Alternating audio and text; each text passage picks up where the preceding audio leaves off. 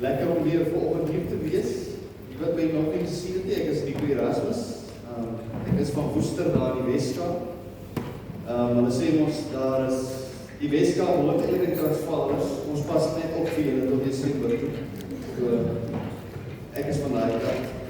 Is weer eens 'n voorreg om te wees. Baie dankie. Dit net so wat ons saam.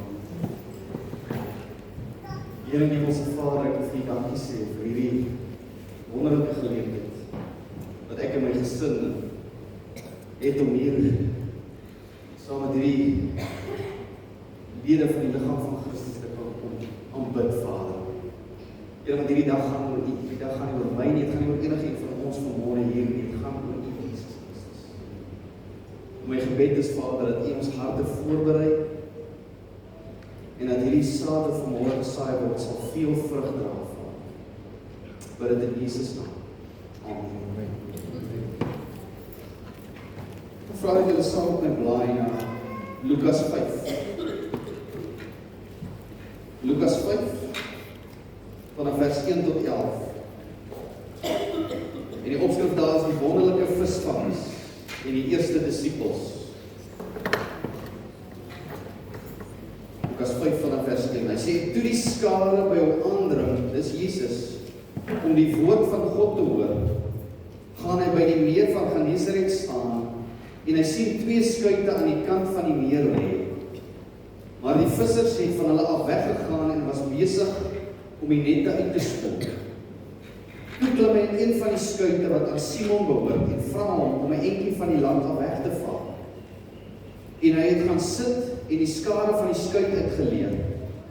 En toe hy ophou met spreek, sê hy vir Simon, vaar uit na die diep water en laat julle nette sak om te vang. En Simon antwoord en sê vir hom, Meester, ons het die hele nag deur hard gewerk en niks gevang nie, maar op U woord sal ek die net laat sak. En toe hulle dit gedoen het, het hulle 'n groot menigte visse ingesluit en hulle net wou skeur. Daarop wink hulle vir hulle maats in die ander skuit om hulle te kom help, en hulle het gekom en al 2 die skuite vol gemaak, sodat hulle amper gesink het. En toe Simon Petrus dit sien, val hy neer aan die knieë van Jesus en sê, gaan weg van my, Here, want ek is 'n sondige man. Want verbaasdheid het tot aangegryp en almal wat by hom was oor die vangs van visse wat hulle gemaak het. En net so ook vir Jakobus en Johannes, die seuns van Zebedeus, wat Simon se maats was. En Jesus sê vir Simon, moenie vrees nie, van nou af sal jy mense vang. En nadat hulle die skuite aan land gebring het, het hulle alles verlaat en hom gevolg. My vraag vanmôre aan jou is, wat doen jy vir 'n lewe? Wat is jou beroep? Nou dit is die vraag wat by ons almal spook van voor jou geboorte af, tot en met ons die dag ons kop en neer lê. Ek was sien dit begin al as kind in jou ma se maag. En as ouers partykeer dan reflekteer ons eie onvervulde drome en ambisies op ons kinders. So dan sê hulle, Jenes, ek sien jy swanger. Ja, jong, jy moet voel skop hy. My man sê, dis die volgende spring op loskaap. Of Jesus, sal jy het groot geword? Ja. Jy moet hoe slim is hy, jong. Ek dink hierdie is 'n dokter of 'n prokureur. So die kind het nog eers 'n sê in die saak, jy het begin al daar. En dan maak jy klaar met skool. Die oomblik wat jy klaar maak met matriek en jy gaan nou studeer of jy gaan nou werk, en vra hulle vir jou, wat gaan jy nou doen vir 'n beroep? En dan, sodra jy begin werk, dan wil jy weet, wat doen jy vir 'n beroep as jy jong word? En dan die dag as jy aftree, dan wil jy weet, wat het jy gedoen vir 'n lewe? So asof jy nie nog steeds lewe. Nou, alhoewel dit 'n algemene manier is om 'n gesprek te begin, wat doen jy vir 'n lewe? Vra party ouens dit net om uit te vind, hoeveel respek moet ek aan jou doen? Is dit 'n witkraag werk wat jy doen, of is jy 'n blou baadjie werk? So, en ongelukkig, met die gevolg dat ons is so gekondisioneer deur ons samelewing, dat ons selfwaarde en ons lewensdoel in ons werke begin vind. Ons soek dit daar. En so tussen die ouderdom van 18 en 30, dan sien jy dat dis heel anders as wat dit was toe ek begin groot word en selfs voor dit. Die jong mense begin nou die bou van 'n loopbaan uitstel. Hulle is bang om verkeerde keuses te maak, want ek weet ek gaan vir my lewe lank met die werk moet sit, so ek wag vir so lank as moontlik om hierdie keuse te maak. En dan hou hulle opsies op en studeer vir so lank as moontlik. En dan hierdie tradisionele bakens van volwassenheid wat ons normaalweg gehad het, van 'n stabiele loopbaan, 'n huwelik en 'n familie, word totaal en al uitgestel deur ons jong mense. En dan kom jy tussen die ouderdom van 40 en 60, dan sukkel jy nou met jou 'n middeljare krisis. Jy het al gehoor daarvan. Dan bevraagteken jou eie identiteit. Jy bevraagteken die lewenskeuses wat jy vroeër gemaak het toe jy jonger was. En dan bevraagteken jy ook jou toekoms vorentoe. En dan sukkel jy met ontevredenheid en rusteloosheid. En dan koppel jy die karre en dit gaan verskriklik. En dan kom jy met aftrede, en daar is 'n ding, ek het geweet daar is 'n ding, hulle noem dit aftrede syndroom. Waar ons sit met gevoelens van leegheid, nutteloosheid, eensaamheid, en dan onsekerheid oor die toekoms. Ek weet nie wat vir my gaan word nie. En my kinders is nie, ek is ver van my kinders af, ek moet altyd huis toe gaan dalk. En dan, na al hierdie dinge, dan sterf ons. En dis die probleem, as ons die vraag vir die antwoorde, vir die volgende vraag, as ons antwoorde vir die volgende vraag wil gaan soek, wie is ek? Waarom is ek hier? En waar is ek op pad? As ons dit in die wêreld wil gaan soek, gaan dit net lei tot onsekerheid en moedeloosheid, want jy kan dit nie daar kry nie. Ek weet, wat 'n donker en nuttelose vooruitsig. Waar is ons op pad? En die prediker het gesê, alles te vergeefs, sê die prediker. Alles te vergeefs, dit is alles te vergeefs. Watter voordeel het die mens van al sy moeite, waarmee hy hom vermoei onder die son? Prediker 1 vers 2 tot 3. Maar dit is slegs, tot Jesus in die middel van jou lewe opdaag, en aan jou openbaar wat jou werklike doel op hierdie aarde is, wat jou werklike beroep is, as kind van die Here. En dit is presies wat met ons broer Petrus gebeur het, na 'n lang nag se vrugtelose werk op die see van Galilea. Hulle het niks visse gevang. Toe daag Jesus in die middel van sy lewe op, en wat sou Petrus ontdek? Petrus sou ontdek dat Jesus is 'n beheer van alles. Jesus is God oor alles, selfs sy beroep. Lees weer, vers 1 tot 5. Hy sê, en toe die skare by hom aandring om die woord van God te hoor, gaan hy by die meer van Genesaret staan en sien 2 skuite aan die kant van die meer lê. Maar die vissers het van hulle af weggegaan en was besig om nette uit te spoel. Toe klim hy in een van die skuite wat aan Simon behoort en vra vir hom om 'n entjie van die land af weg te vaar, en hy het gaan sit en die skare van die skuit uitgeleer. En toe hy ophou met spreek, sê hy vir Simon, vaar uit na die diep water en laat julle nette sak om te vang. En Simon antwoord en sê vir hom, meester, ons het die hele nag deur hard gewerk en niks gevang nie. Nou Jesus was in hierdie tyd besig om die evangelie van die koninkryk in daai area te verkondig. Hy was besig om siekes gesond te maak, demone uit te dryf, en soveel sodat hulle in hoofstuk 4, net voor ons gedeelte, het hulle hom gesmeek om nie van hulle af weg te gaan nie. Hulle wou die woord van God hoor.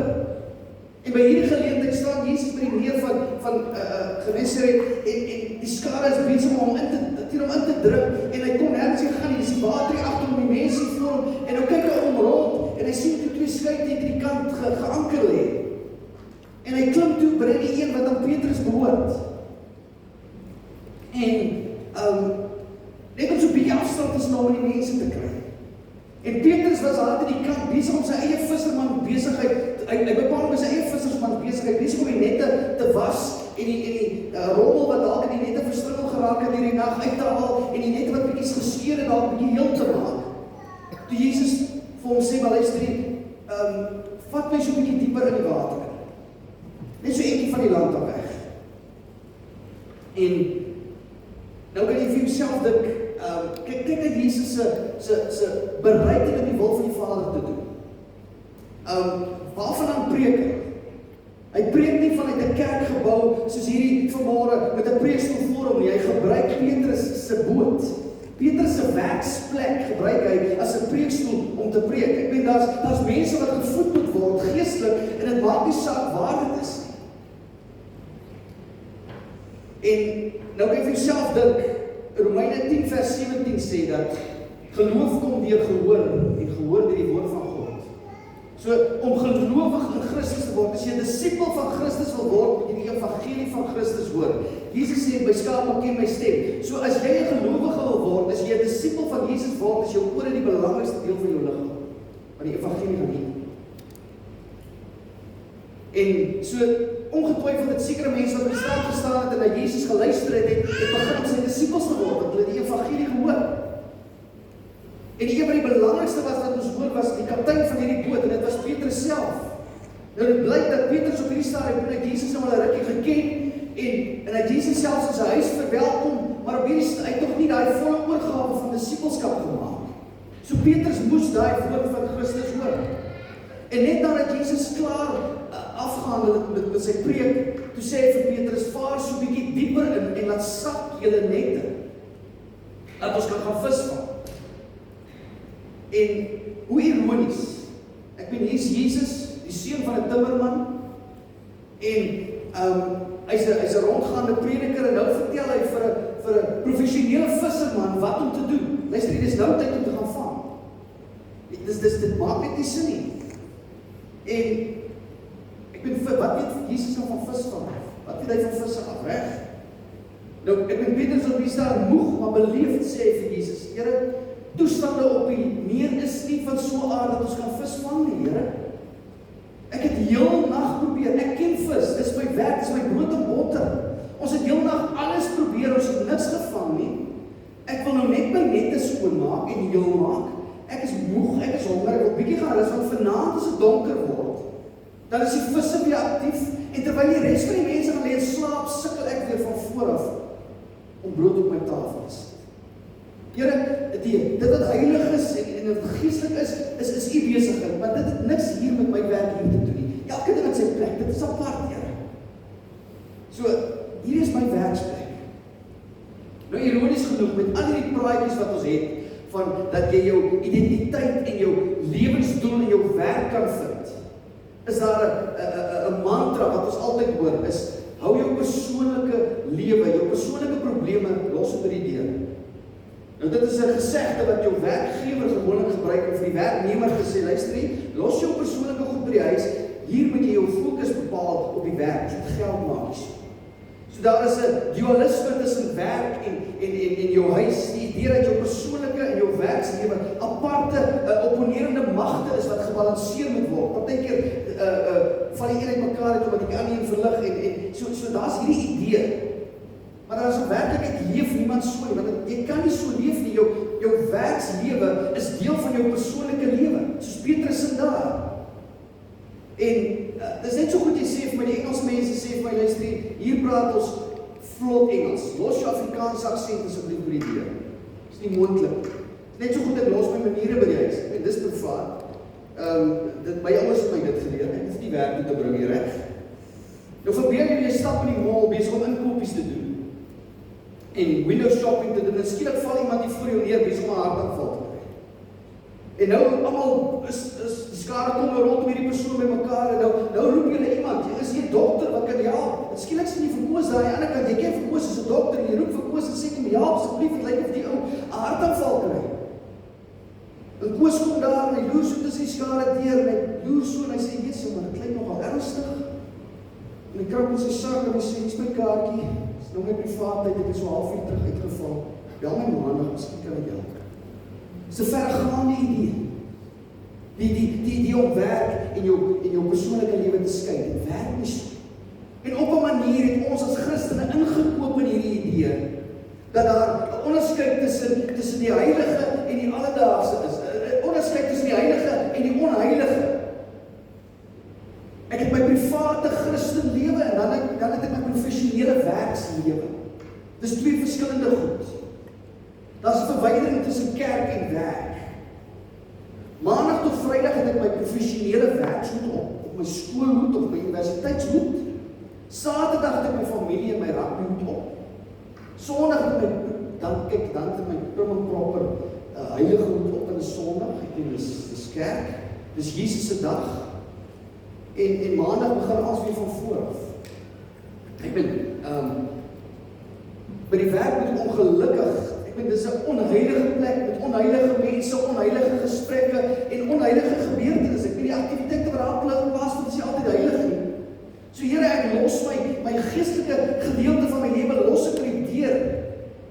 kan nie hier inbring nie. Dis chaos in hierdie plek. Dis nie welkom hier nie. Die druk en die stres en die mense doen my nie goed nie. My geestelike lewe lei smarte hier. My heilige self. So daardie plek doen my siel nie goed nie. Ek het 'n kollega by die werk, ons spot hom al. As ons 'n harde dag agter die rug gehad het, dan sal hy sê ek wil hom vanaand gedrink het. So wat doen hy? Ek vat my werkslewe, ek vat ek nou saam huis toe. Dis nou 'n rede en 'n verskoning om te gaan drink. Jare terug het ek en Louis het ons probeer om by Brandvlei Maximum gevangenis in te kom om te gaan bedien onder die gevangenis. Ek ben as Maximum gevangenis.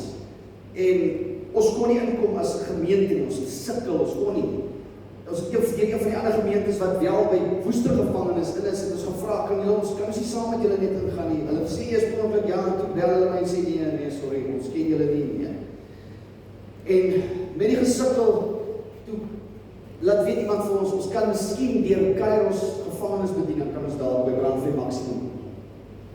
En ons maak toe kontak met die mense, en gaan die opleiding wat ons moes doen, en die kapelaan van Brandvlei Maximum, en dis al werk. Ons gesukkel, dis red tyd, en is toe deure, en ons sukkel om in te kom, en op 'n stadium sê Reverend Bello vir ons, luister die ouens, hierdie is nie 'n plek van rehabilitasie nie, anders is wat julle dink, hierdie is die duiwel se onheilige, gevaarlike speelplek hier. En sy sê, hierdie ouens hier in autoriteit, ouens met die rande wat hier sit, wat nie wil hê ons as Christen moet hier wees nie, hulle soek ons nie hier nie. Ons gesukkel om dat. So, op 'n stadium is dink jy, maar dit beteken ek moenie my heilige parels vir die honde en vir die varke gooi nie, reg? Die skrif sê dit, julle ken die skrifie. So, ons moenie eens probeer nie, reg? Ons hoort nie daar nie.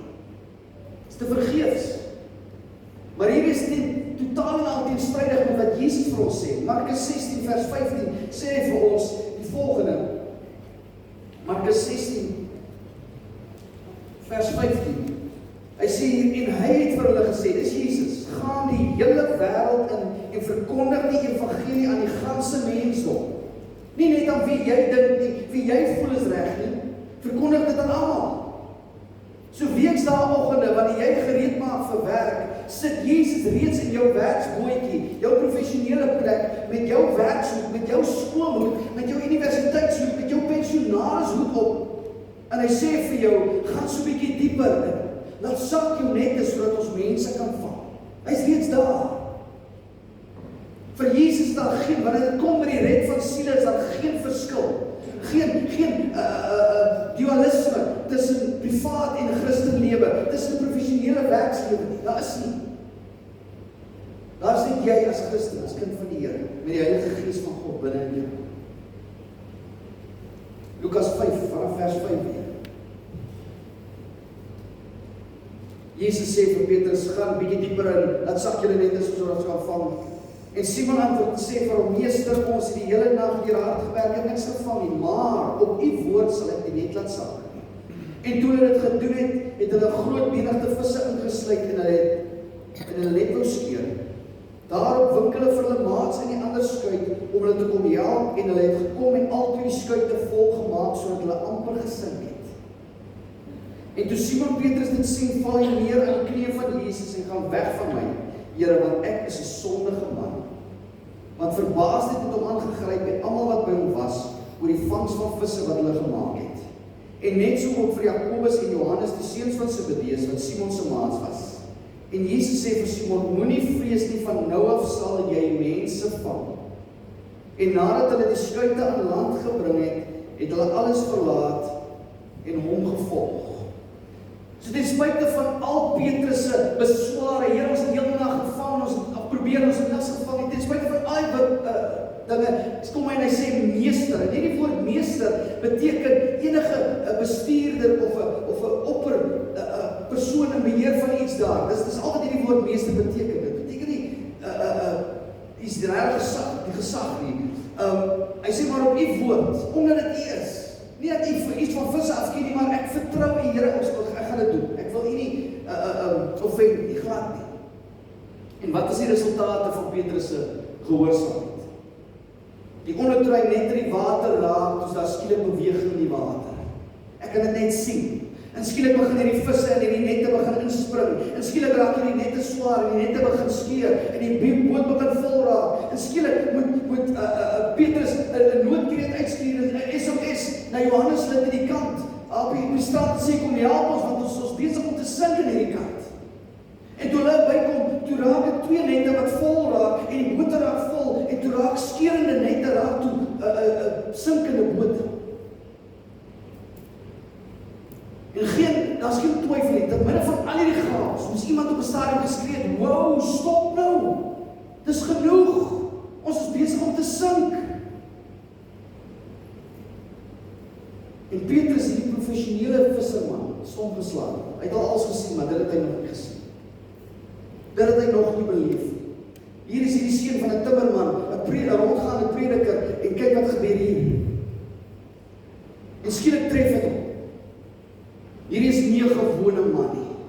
Hierdie is nie net 'n gewone meester nie. Dit is nie ondervinding wat gesê het, okay, dit is waar die vis sou wees nie. Ons kyk na die temperatuur, ons kyk na die water, en dit is waar die vis sou wees. Hierdie was die skepper van daardie meer, die skepper van die water, die skepper van die vis, wat vir daai vis gesê het, klim in hierdie net. Soos die paras en die steekvreet en die muskiete en die sprinkane in die Egiptiese plaag, is alle diere dienaars van God, hulle skepper. En nie net dit nie, skielik besef Petrus, hierdie Here is meester oor my werksplek ook. Al die pros wat verbaas, en sien maar, daar is geen divisie tussen die heilige en die alledaagse, die heilige en die onheilige waar Jesus betrokke is. En om alles te kroon, ek meen, hier is 'n uitstekende besigheidsgeleentheid. Ek meen, die Here kan ons nie in besigheid ingaan nie. Ek het so 'n bietjie gaan navors doen, hulle sê, een van daai skuite kan 14,2 ton vis vang. Normaal dit met 2, 28,4 ton vis. En ek het so 'n bietjie gaan kyk, wat was dit in waarde, in geldwaarde? Hulle sê, as jy dit uitgewerk het in 'n minimumloon vir 'n algemene werker, en jy het gedeel deur 4, Petrus, Andreas, Johannes, Jakobus, dan is vir 'n minimum vir 'n algemene werker, dan sê hulle 24,5 tot 36,4 jaar se loon per persoon.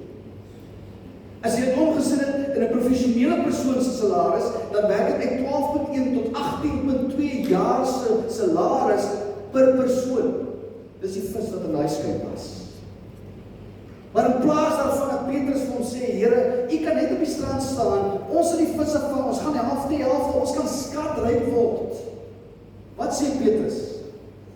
Gaan weg van my meester? Nee, skielik word meester Here. Hy sê, gaan weg van my Here, want ek is 'n sondige man. Petrus was op hierdie stadium nog onkundig in die genade van Christus. Hy was swak in die geloof. En dit wat hy op daardie stadium beleef, is wat elkeen van ons beleef, wanneer Christus homself op 'n reddende manier aan jou openbaar. Hierdie openbaring van Christus, dat hy meer as mens is, dis God wat mens kom word het, om vir my te sterwe, die oomblik wat hy by jou insink, dan raak jou sondige lewe vir jou te veel. En dit bring vir Petrus tot op sy knieë. En duidelik was Jesus nie daar vir die vis nie. Dis nie sy doel nie. Die vangs van die dag was Petrus, Andreas, Jakobus en Johannes as Jesus se disippels. Dit was die vangs van die dag. Soos ons daar lees in die Bybel, die groot vangs, dit was die groot vangs. Hy het mense kom vang. En nie dit die Jesus sou hulle beroep verander het van eenvoudige vissermanne na vissers van mense. Daar's verandering. En wat gebeur? En ek het hierdie preek al, of hierdie gedeelte al baie gehoor preek, en dan sê hulle vir jou, wie wat toe hulle nou daar kom met daai groot vangs toe gaan betaal hulle etkers rekeninge, en die bank is vol, en hy verkoop as sy vrou 'n bos blomme, en die skrif sê, en daai groot oes, toe hulle op die strand kom, toe los hulle dit net daar, en hulle volg vir Jesus. Daar was verandering. Nou hierdie mens van idee, kom uit die Ou Testament, dat dit net 'n negatiewe konnotasie gehad. Nou, soos ontroue Israel in jare of ouds, was hulle die teken van hulle vyande se mensvang aktiwiteite van misleiding en verwoesting. Ons sien dit in Amos 4 vers 2. Amos 4 vers 2, ek wil net 'n voorbeeld lees. Dis die Here wat praat, hierdie profeet Amos, praat met Israel, ontroue Israel. Die Here het gesweer by sy heiligheid. Kyk, daar sal dae oor julle kom, dat hulle julle met hake sal optrek, en die van julle wat oor is, met vishoeke. Hulle gaan julle vang, hulle gaan julle as mense vang. As jy Habakuk 1 vers 14 tot 15, Jeremia 16 vers 16, dan verduidelik dit dat hy beskryf dat Israel se vyande as vissermanne. En hy beskryf Israel, hierdie ontroue Israel beskryf hy as visse. So hierdie idee van vissers van mense was nie vreemd vir hierdie disippels nie, hulle het dit verstaan. Miskien kom die Here Jesus en hy verander hierdie negatiewe konnotasie van vissers van mense en hy sê, kom julle saam met my, ek gaan julle roep en ek gaan julle bemagtig om deel te word van my mense van sending, van verlossing en vrylating. Lukas 4 vers 16. Ek gaan lees van vers 18. Hy sê die Gees van die Here, is Jesus wat praat, dit verduidelik wat is sy doel op hierdie aarde. Die Gees van die Here is op my, omdat hy my gesalf het om die evangelie aan die armes te bring. Hy het my gestuur om die wat verbrysel van hartes te genees, om aan die gevangenes vrylating te verkondig en aan blindes herstel van gesig, om die wat gebroken is en verbrysel weg te in vryheid weg te stuur, om die aangename jaar van die Here aan te kondig. So ek en jy word gevang, Petrus was gevang as ongelowige, en hy is vrygelaat as 'n gelowige om meer visse te gaan vang, meer mense. En die uiteindelike sukses van hierdie missie, hierdie mense van missie, is uitgebeeld deur hierdie wonderlike visvangs. Dit was 'n manifestasie aan Petrus hulle. Weet jy wat, julle dink ek is nie beheer van alles nie, hier is ek 'n beheer van julle eie werksplek. Kyk hierdie groot menigte vis wat julle ingevang het, soos hierdie visse in hierdie skuit geklim het, sal ek sorg dat die mense gevang word. Gaan doen julle net wat ek van julle verwag. Gaan verkondig die evangelie, ek sal die vangwerk doen. En waar sien ons die begin van hierdie sukses? Petrus se preek op Pinksterdag. Hoeveel siele is bygevoeg by die kerk? 3000. Hier begin dit. Preek jy, ek sal vang. Preek jy, ek sal vang. Handelinge 2. Nou as jy vanmôre hier sit en jy's 'n wedergebore Christen, jy bely dat jy Jesus Christus volg, is jy deel van die vrug van Petrus se gehoorsaamheid daardie dag 2000 jaar gelede. Jy is gevang uit die koninkryk van die duisternis, jy is oorgebring na die koninkryk van Jesus Christus en jy is verlos en jy word vrygelaat. En jy is op sending met die drie enige God om mense te gaan vang. Dis jou werk. Die oomblik dat ek en jy hierdie gebou vanmôre verlaat, betree ek en jy die sendingveld. Ons is in hierdie wêreld, maar ons is nie meer van hierdie wêreld. Ons het 'n ander bron. Jou primêre beroep as kind van die Here is 'n visser van mense. Maar ek het vir my sê, maar ja, maar ek is net 'n student, ek is net 'n huisvrou, ek is net 'n kassier, ek is 'n pensionaris, ek is net 'n boer. Nee, daai is jou sekondêre beroep as kind van die Here. En die primêre definieer die sekondêre. So jy is 'n Christen student. Jy's 'n Christen boer, jy's 'n Christen onderwyser, Christen kom heel eerste. So daar's baie boere daar buite, daar's baie onderwysers daar buite, daar's baie bankbestuurders daar buite. Maar jy is 'n Christen. Heel eerste. So wat maak jou anders? Hoekom gaan mense na jou toe kom? Hoekom gaan mense, want ek is 'n Christen. Eers, ek doen dinge so 'n bietjie anders. Ons lyk anders, ons ryk anders, ons loop anders. Maar Here, ek kan nie dat die goddelose werksplek toe vat nie, ek kan nie dit aanvat nie, is nie welkom daar nie. Daardie deel van my lewe is nie welkom by my werk nie. Wat het Paulus aan Timoteus gesê? In 2 Timoteus 4 vers 2. Verkondig die woord. Hou aan, tydig en ontydig. Daar's nie 'n verkeerde tyd om die evangelie te verkondig. Dis En hierdie brandvry maksimum gevangenis wat ons gesukkel het om by in te kom, die Here maak vir ons daai deur oop. Nou weet ons die idee. Kairos, dit is die eerste maksimum gevangenis tronk wat Kairos moet ingaan. Weet, dis hulle werk. Hulle doen dit wêreldwyd. Brandvry was die eerste maksimum gevangenis wat ons toegelaat het. En as jy enigiets van Kairos af weet, Kairos gaan en hulle sê, luister, ons soek nie wedergebore kinders van die Here in die tronk gevangenis. Sien wat ons soek nie. Ons soek 'n geharde krimineel wat nie die Here dien nie. Ons soek hulle. En dan spandeer ons gaan die Vrydagmiddag in, ons kom die Sondagmiddag uit. Die familie se goed bak koekies, ons maak vir hulle kos daai tyd, ons het vrouens hele span wat vir hulle kos maak, ons voer hulle alles. En hier is die snaakse ding. Hulle sê die mense raak siek van daai kos. Want dis nie gewoon nie.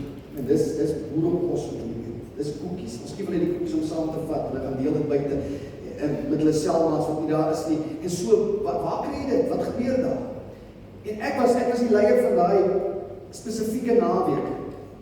En ons het die saal gehad by Brandvry Maksimum waar ons bedryf sou dien. Die hele span het binne gesit en wag reg vir hulle om te kom my Vrydagmiddag. Ek was een, ons almal het 'n naambordjie gehad met jou naam op. Dat elkeen kon weet wie's wie. En toe omdat ek die leier was van daai naweek, moet ek nou die ouens wat nou kom. Dit was in 20 Louis, ek kan dit nou nie. Nou moet ek hulle naambordjies gee. En daar was Tlosa naam. Hierdie is geharde kriminele, van hulle is daar vermoord, van hulle is daar nou met ek. Hoe spreek ek die goed uit, Here? Toe hy manne daar in die ry kom staan en die bewaarders is daar en nou staan hierdie ry voor my en jy sien daai hardheid in daai mense se oë. Hy sien daar vir die evangelie nie, hy kom nie vir die woord, hy wil 'n bietjie uit die gevangenis uitkom. Hy wil 'n bietjie iets anders vir hom sien. Maar die Here vat ons deur daai naweek. En op Sondagoggend, Sondagmiddag, na middagete, toe kom van die families deur so toe en daai hardheid in hulle oë. Nie almal was gered nie almal het die Here aangeneem nie, maar almal se oë het verander. Daai hardheid in die oë was klaar. Iets het gebeur met hulle daar in daardie gevangenis, daai naweek. En op daai naweek besef ek, ons het hierdie idees, ek uitgaan in sendingwerk, ek vat die Here na my werk toe, ek vat die Here wherever jy, die Here is ook nie daar nie, ons moet die evangelie so toe vat, ek het niets vir jou. Die Here is reeds daar. Hy is reeds besig om harte voor te berei. Hy is reeds besig om siele daar te red. Want weet jy wat? Iemand anders het al saad gesaai. Iemand anders het al saad nat gemaak. Ons het net gekom en weer nat gemaak. Die Here is reeds daar. Ons vat hom nêrens heen. Jy kry daai besef in jou kop. As jy werk toe gaan, Here, hier is 'n onheilige plek. Die Here is daar. Amen. Ek meen, dis die heilige God wat na die goddelose wêreld gekom het. Galasiërs 4 vers 4. Galasiërs 4.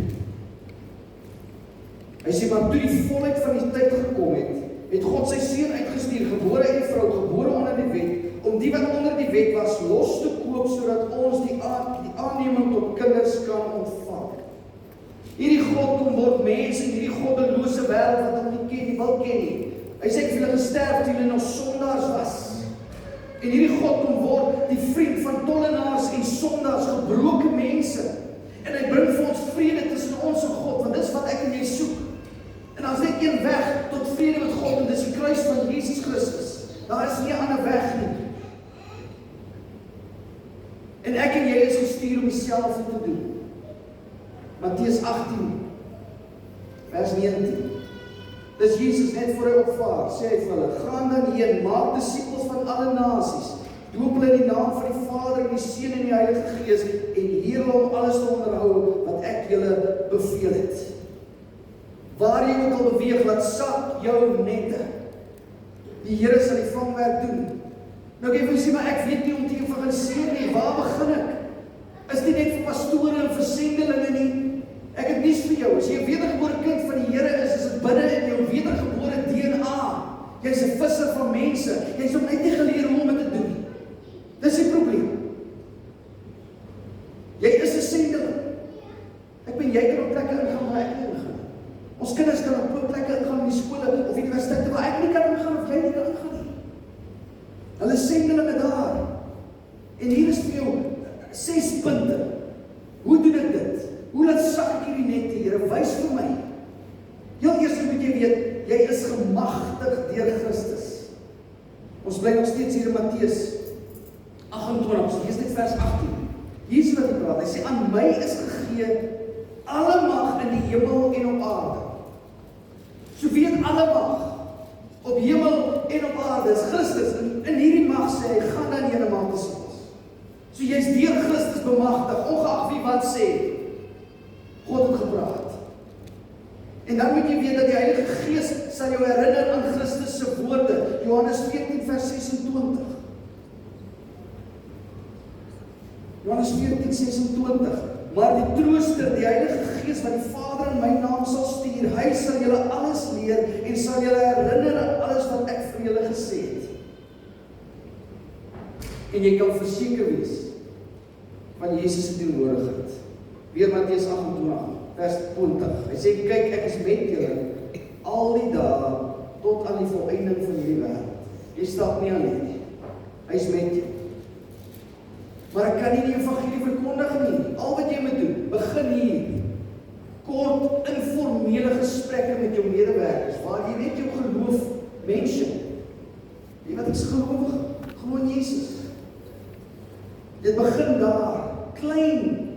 Gee vir die Heilige Gees kans om daar te werk. Johannes 16 vers 8. Johannes 16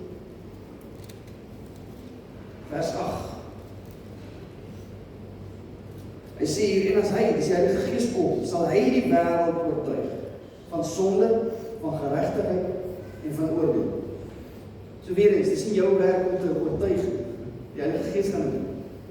Bring jy net jou deel. Wees daar. Soos ek sê, klein gesprek. En dan weet jy hoef nie als perfect te sê nie, jy hoef nie perfect te wees nie. Dit is nie altyd moontlik nie. Johannes 6 vers 44. En hier kom die ding. Dis Jesus wat hy praat. Niemand kan na my toe kom as die Vader wat my gestuur het, hom nie trek. Kyk wat ek sê. Dit is my werk nie.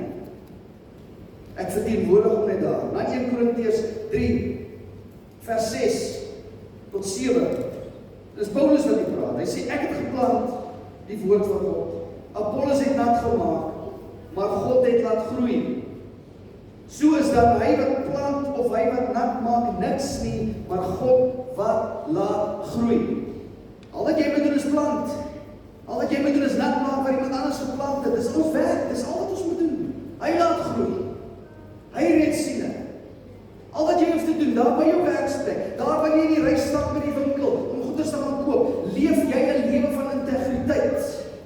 Doen jou werk goed. Bou ware verhoudings met die mense om jou. Stel belang. Dien die mense om jou. Want dit kan God se lig vir jou medewerkers laat aangaan. Matteus 5 vers 16.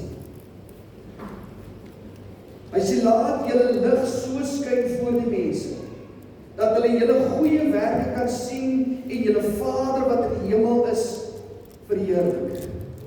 Hierdie skep geleenthede vir die Heilige Gees om sy werk te doen, vir my om te evangeliseer. My seun, verlede jaar, 26 Desember, dis Louis hulle by ons kom van die Kaap af, ons is moeg, dis na 10 in die aand, die hele dag in die Kaap spandeer, kry ek 'n oproep, na jou telefoon toe gebel maak. Hulle bel nie eens na my foon toe nie, hulle bel na Martie se foon toe, is my skoondogter.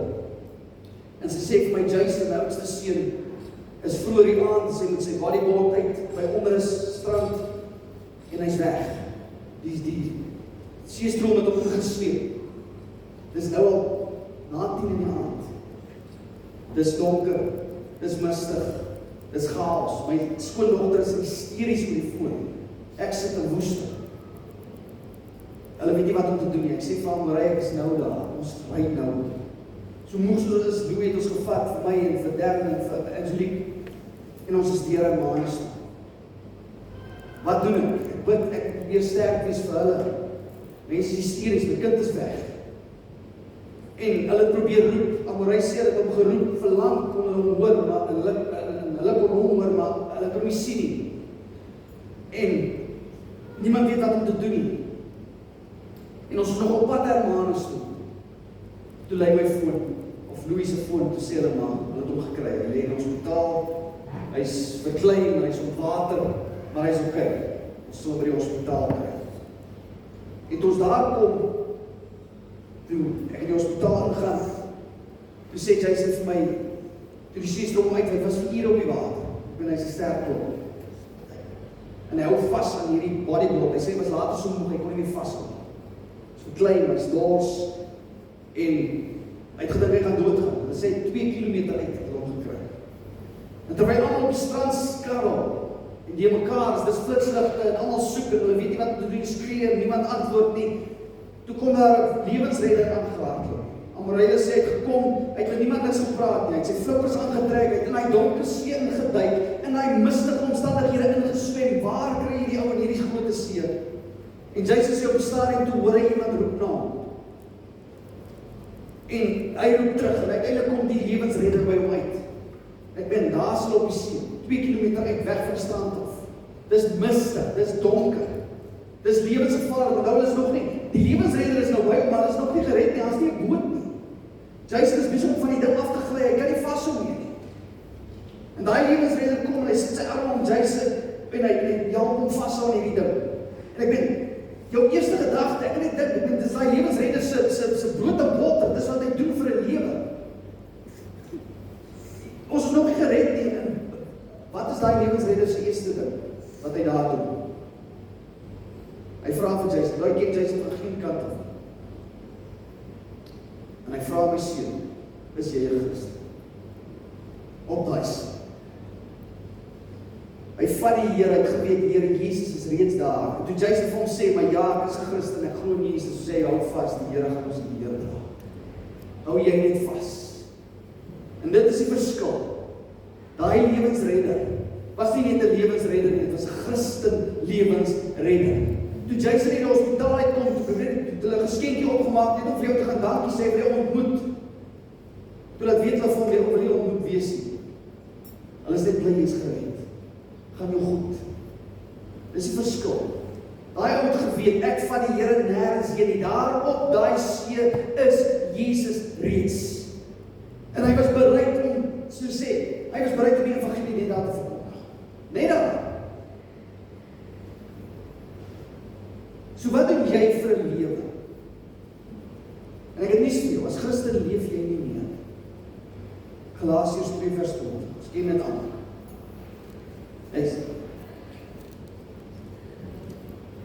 Hy sê, ek is met Christus gekruisig. En ek leef nie meer nie, maar Christus leef in my. En wat ek nou in die vlees leef ek deur die geloof in die Seun van God wat my liefgehad het en homself vir my oorgegee het. Christus leef nou in en deur jou. Hy bemagtig jou. As kind van God is jy 'n visser van mense heel eerste. Jy is op sending met en gemagtig deur die oppervisser van alle vissermanne, Jesus Christus. Frederik Buechner het gesê, jou beroep is waar jou grootste vreugde die wêreld se grootste behoefte ontmoet. Gaan dit weer lees. Staan nie.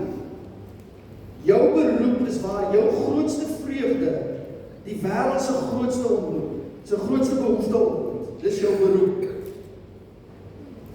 Nou weer eens, as wedergebore kind van die Here is Christus jou grootste vreugde. En so tussen ons gesê, Christus is die wêreld se grootste behoefte. Amen. Al weet hulle dit.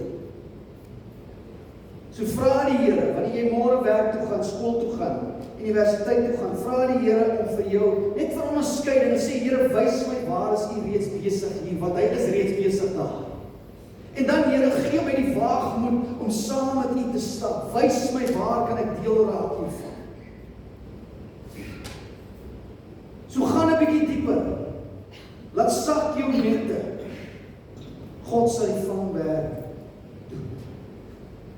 Jy is 'n visser van mense lewens. En dit is tyd dat ons daarvoor bekwam. Dis nie net 'n pastoor of 'n sendeling se werk, dis jou werk. Ons moet ons net bekwam daarvoor. En ek sê weer, dit is nie groot ding dit is. Die Here is die groot werk. Sit dit so met ons.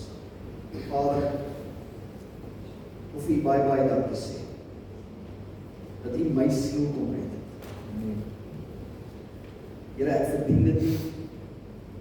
Ek is 'n welverdiende sondaar. Here, ek val U nog baie dae, maar dankie dat U verheug in my tree. U sien my tree, Vader. U sien hoe ek besig is om te groei. U is besig om my te vorm na die beeld van die Seun Jesus Christus. My gebed vanmôre is dat almal wat hier sit vanmôre, ons almal, Vader, dat ons hier sal uitstap en na hierdie wêreld die buite sal kyk as 'n sendingveld.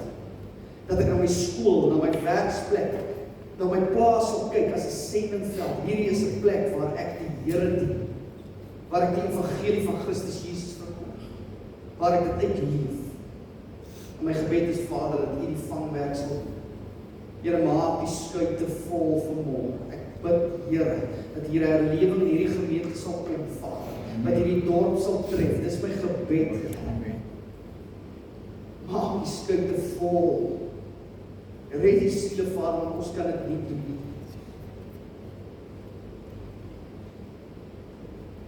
Dankie, Here, dat U ons leer, dat U ons lei, en dat ons nie alleen is nie. Ek loof en ek prys U, Amen. Ons gaan nou oorgaan na die nagmaal.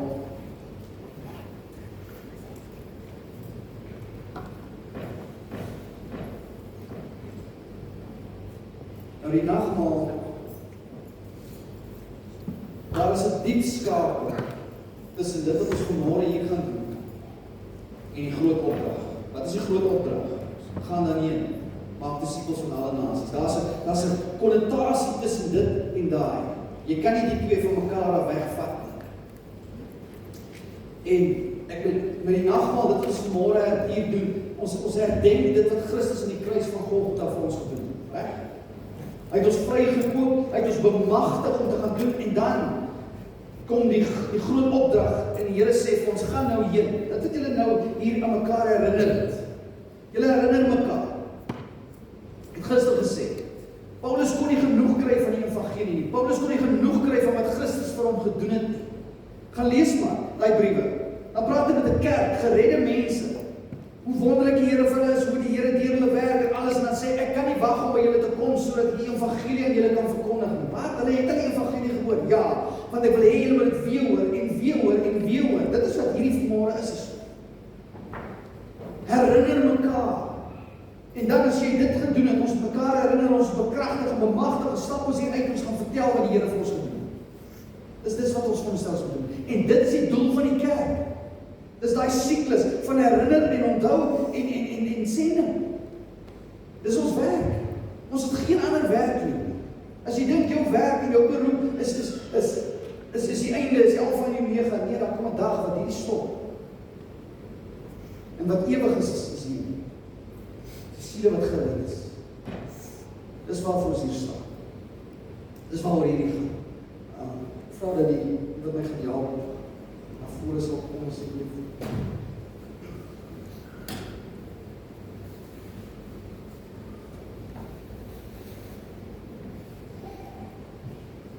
Ek gaan vra sodat die elemente uitdeel, dat julle dit sal hou, asseblief hou dit, dat ons dit saam dit gaan gebruik asseblief.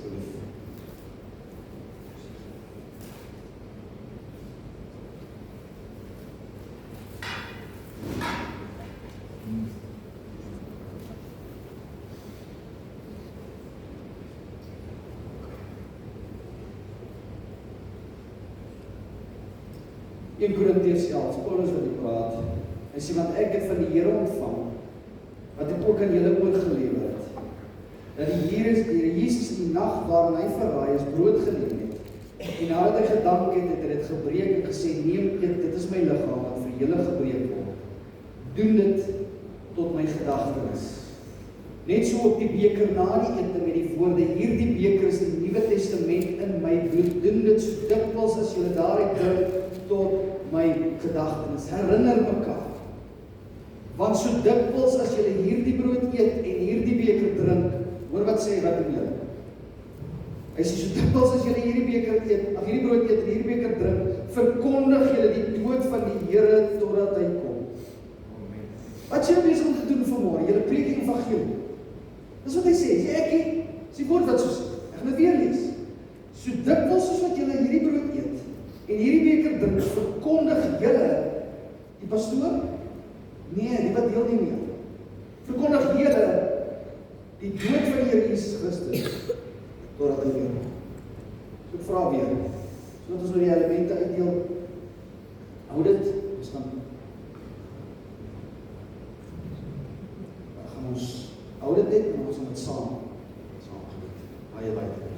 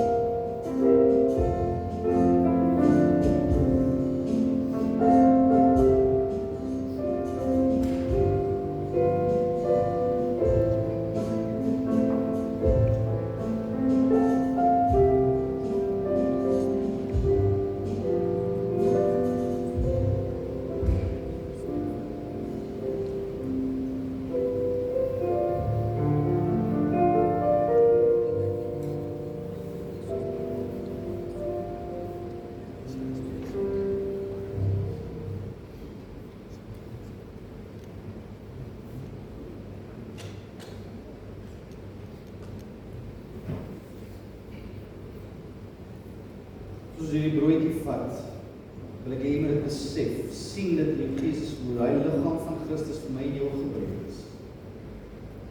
Prys wat ek en jy nie kon betaal nie, het hy kon betaal. God het kom diens word. My sondes was aan daai kruis vasgemaak. Sy liggaam vir my gekry. Ons herinner onsself daaraan. Ons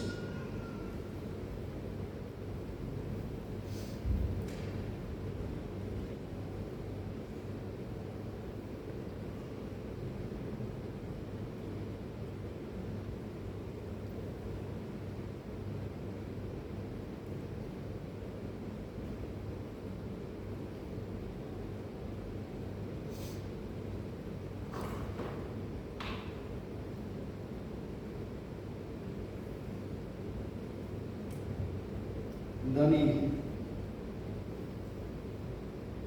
sap wat sy bloed verteenwoordig. Skrif sê, dis 'n nuwe verbond wat hy ingelei het. Omdat die ou verbond kon ons nie hou nie, die Israeliete kon dit nie hou nie, geen mens kon dit hou nie, Christus het dit namens ons kom. Hy het weer eens pad gestap, hy was die gehoorsame seun, hy tot die dood toe was hy gehoorsaam aan sy Vader. En met hierdie bloed wat gevloei het vir my en jou, dis wat dit vanmôre verteenwoordig. Het dit daardie nuwe verbond, sodat ek en jy kan vry wees. Hou aan Christus vas. Dis my behoud, dis Christus. My behoud is daai kruis. Ons hou daaraan vas vanmôre. Ons herinner mekaar daaraan. Dikwels as ons hierdie beker drink, verkondig ons sy dood totdat hy kom. So die rest.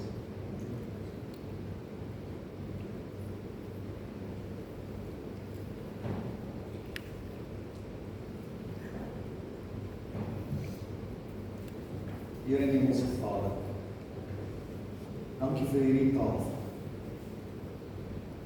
Vir die voorreg wat ons as die kinders het om dit te kan herdenk, Vader. En dat ons môre hier so uitstap en besef ons verkondig. Wat ons vanoggend hier gedoen het, is om aan vir mekaar die evangelie van Christus te verkondig. Wat ons hier doen, is nie net 'n broodjie wat ons vat en 'n sappie wat ons drink. Dis dieper as dit.